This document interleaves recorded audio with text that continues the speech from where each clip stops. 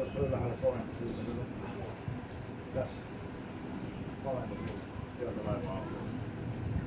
Sieltä on hyvät näkymät ja sitten näyttää yli noin molemmalta puolelta toi. Silleen, että näkee tossa isot ikkunat, näkee ylös alas tosi hyvin koko laivan sivuun.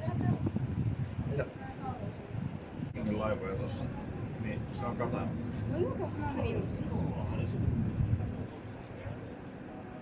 Puoli tuntia niin sitten päästään ulos. Tää on 20 minuuttia wattituntia, niin tää on siinä laiturissa Mä en halua perustelemaan. Ja mä aika pian lähdetään. Ei meidän tarvii ihan... Mä haluan niitä ekoja lähteä. Ei. Me ollaan aina ollut ihan pieni hetki. Ryhmässä eikä työtä mitään hyötyä. Katsotaan. Mutta mä oon pakannut. Tiedätkö mikä tää on? Tää on hakupalo.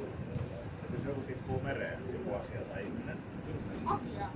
Ai jos tämmönen tippuu? No ei, iso näin merestä.